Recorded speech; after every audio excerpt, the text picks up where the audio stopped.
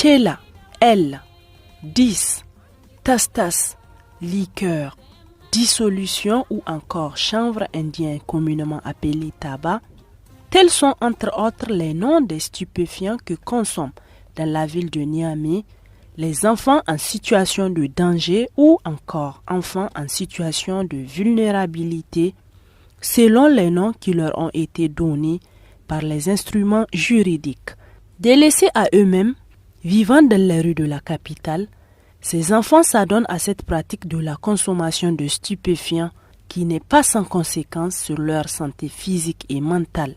C'est le cas de ces enfants âgés de 13 à 16 ans qui viennent de Loga, Ngurti et même du Nigeria voisin, plus précisément de Yaouri, qui, dans l'anonymat, nous ont raconté leur histoire de débauche.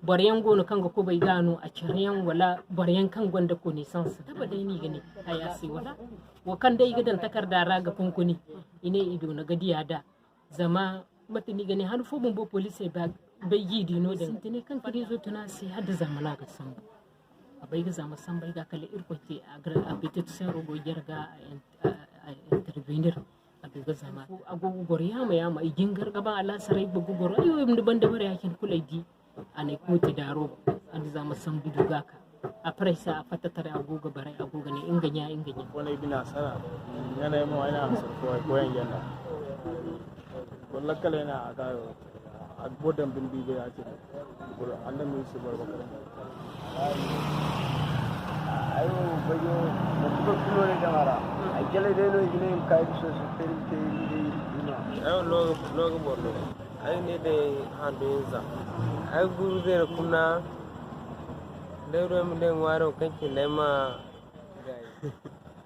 lo fo bo diside ga han lo fo mo bo jibi ma zeni ga risk ki on kan ga handi kol no mo kai asi be ga baro ko ga an kai se mo binya wala kala wahala asibori akan mo bina ba de ko ko ga na hamma isi ba ki mo no iwo mu de ya police boy ba borgare di duni mi da hanga diya ayo ba bi kini ne da hanga diya amma fonde bo kayo so bo go jini ko te girbi central ta ci ga mi ta waya polo hayo ma ya pour les cas des enfants dans la consommation de la drogue.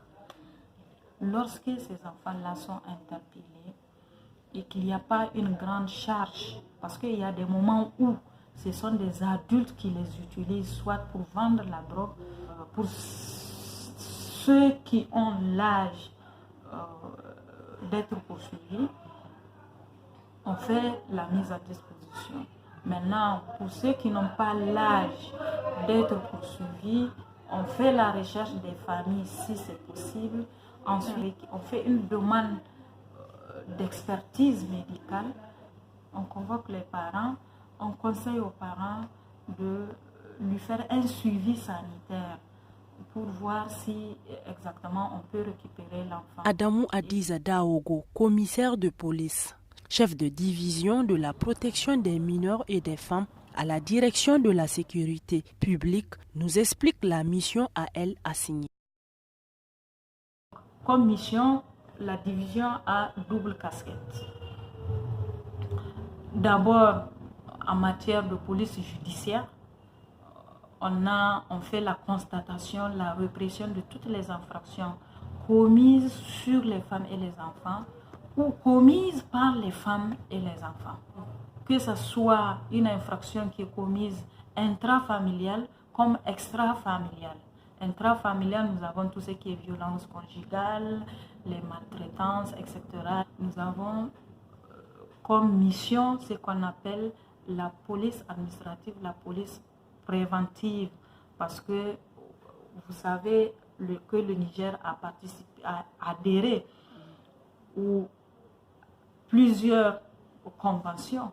Donc, dans la protection des mineurs, il y a ce qu'on appelle la mise en œuvre des 3 principes, des 3 P: prévention, protection et poursuite. Donc, nous faisons ce qu'on appelle le diagnostic des signes de prédélinquance des enfants en rupture avec la famille. On fait tout ce qui est aide et assistance des enfants et femmes en situation de détresse. On fait tout ce qui est suivi et placement des enfants abandonnés dans les institutions privées et publiques. En gros, on fait la mise en œuvre de la politique nationale genre et la politique nationale juvénile. Absence de loi ou négligence de l'État, la juge des mineurs répond. Bon, absence de loi, je trouve que c'est un peu trop dit. Quand nous savions tous qu'il y a une ordonnance qui prévoit et qui réprime la consommation de stupéfiants en République du Niger, en l'occurrence l'ordonnance numéro 99-42 du 23 septembre 1999 relative à la lutte contre la drogue au Niger, qui prévoit tout un arsenal d'articles pouvant prévenir la consommation et la répression de cette consommation au Niger. La responsabilité de l'État n'y est pas, quand bien même l'État, garant de la santé de ces populations, du moins, a prévu un texte spécial pour la consommation des stupéfiants. Donc, je dirais plutôt que c'est une négligence des parents. Parce que l'État ne peut pas courir derrière les mineurs ou les enfants pour leur dire de ne pas consommer. La seule chose que l'État peut faire, c'est qu'elle a prévu un texte juridique réprimant la consommation de la drogue au Niger. Et comme dit l'adage, nul n'est censé ignorer la loi, donc l'État a rempli sa mission. Maintenant, la négligence, elle ne peut être imputable qu'aux parents qui laissent les enfants traîner dans la rue. Il n'y a aucune surveillance, il n'y a aucun regard sur les enfants.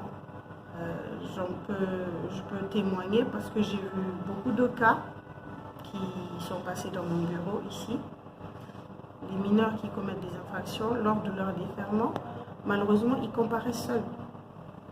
Ils comparaissent seuls, les parents ne savent pas où est-ce qu'ils sont. Et c'est des jours après qu'ils viennent par devant moi pour se renseigner sur les faits commis par leur enfant, mais aussi les circonstances dans lesquelles ils ont été arrêtés. Ils ignorent tout cela. Donc je dirais que c'est plutôt une responsabilité des parents. Ils doivent prendre leurs responsabilités, c'est-à-dire surveiller les enfants, ne pas les laisser traîner dans la rue. On ne peut pas tout imputer à l'État, quand bien même l'État a fait de son mieux en prévoyant un texte spécifique à la matière. Selon la coalition des organisations nigériennes des droits de l'enfant CONID, le Niger a ratifié plusieurs instruments juridiques internationaux qui protègent les enfants, mais qui souffrent de non-application. Le Niger a ratifié les instruments juridiques internationaux en matière de protection de l'enfant, tels que la CEDE, la Convention internationale relative aux droits de l'enfant, la Charte africaine des droits et du bien-être de l'enfant, et également un certain nombre de textes de lois au niveau national et qui permettent toujours d'assurer une certaine protection ou une promotion des droits des enfants ici au Niger. Donc au niveau national, d'abord nous avons le premier texte de référence en matière de protection de l'enfant, c'est le document cadre de la protection de l'enfant porté par le ministère en charge de la protection de l'enfant. Mais c'est parce que tout simplement ces textes-là souffrent d'une certaine application. L'État et les organisations non gouvernementales qui militent pour le bien-être de l'enfant, chacun en ce qui le concerne, accorde une importance quant à la prise en charge de ses enfants. Si par exemple aujourd'hui, il y a beaucoup de signalements de consommation de drogue, etc. On peut faire ce qu'on appelle dans notre jargon l'identification de ces mineurs-là qui sont dans la consommation de la drogue. Dans ce cadre-là, on peut organiser des opérations, coups de poing, des rafles, etc. Mais toujours est-il que c'est avec les autres acteurs de protection. Si on les prend, on fait le tri, on vérifie qui est mineur, qui est majeur, qui a besoin d'une protection, etc. Donc, on fait la part des choses et les mineurs sont mis dans le processus de prise en charge. Au niveau de la coalition, nous avons des ONG qui assurent cette prise en charge à cette catégorie d'enfants-là, telle que EHPAD. EHPAD, c'est École, Parrainage et Action de Développement au Niger. Il faut mettre l'accent également sur un texte en matière de prise en charge qu'on appelle les OMPEC, les orientations nationales en matière de prise en charge des enfants en situation de vulnérabilité. Donc, dans ce texte-là, la procédure de prise en charge des enfants en situation de vulnérabilité, en tout cas, est définie. D'abord, il faut identifier l'enfant qui est en situation de vulnérabilité. Après l'identification, vous faites ce qu'on appelle les signalements, c'est-à-dire à qui il faut signaler les cas d'enfants en situation de vulnérabilité. On peut signaler aux autorités administratives, tout comme aux autorités judiciaires. Vous pouvez également signaler aux ONG qui interviennent dans le domaine de la protection de l'enfant. Parce que les ONG, là, elles viennent en aide aux actions de l'État pour poursuivre la prise en charge de ces enfants-là. Donc, il y a beaucoup d'ONG qui disposent des centres d'accueil ou de transit. Et l'État également dispose de ce qu'on appelle le CEGIP. Le CEGIP, c'est des centres qui sont là créés par le ministère en charge de la protection de l'enfant. L'identification, c'est un certain nombre d'activités organisées, coordonnées, non seulement par les services de l'État intervenant dans le domaine de la protection de l'enfant, mais également des ONG qui organisent des actions d'identification telles que les sorties de rue, où vous allez voir des agents d'ONG, même des acteurs sociaux qui font le tour des différents coins et coins des différentes villes du pays pour identifier les enfants en situation de vulnérabilité et parmi lesquels il y a cette catégorie d'enfants consommateurs de stupéfiants. Donc voilà comment se fait la prise en charge. C'est des services qui sont rendus à l'enfant, non seulement de manière préventive, mais également de manière curative. La juge des mineurs, parents, mineurs eux-mêmes, lance un cri de cœur pour un lendemain meilleur. Oui, l'appel que je vais lancer sur les parents, c'est la surveillance accrue de ces enfants, un suivi permanent et régulier. C'est le seul conseil, parce que tant qu'il n'y a pas ces facteurs clés dans l'éducation d'un enfant, ça ne marchera pas. Ne pas laisser les enfants laisser à eux-mêmes, ne pas les laisser à eux-mêmes, voilà. La plupart, les enfants de la rue, c'est ceux dont les parents sont au village et que les parents les laissent à eux-mêmes, on les laisse revenir à la capitale à la recherche de lendemain meilleur. Mais je me dis que ces parents-là ne leur rendent pas service. Parce qu'au pire, quand ils sont pris, ils sont poursuivis au parquet ici sous la prévention de vagabondage. Et il y a beaucoup qui ont été pris ces derniers temps, qui ont été pris pour vagabondage. Ils n'ont personne, ils sont sans domicile fixe, ils dorment dans la rue.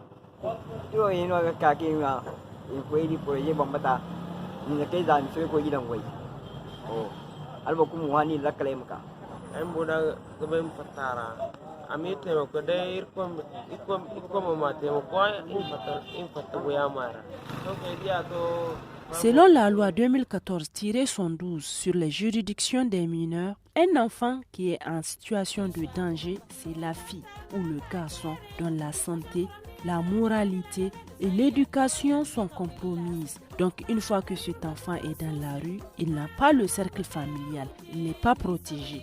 D'où la nécessité d'accompagner ces enfants en mettant à leur disposition non pas seulement des textes juridiques qui les protègent, mais leur application est plus que nécessaire.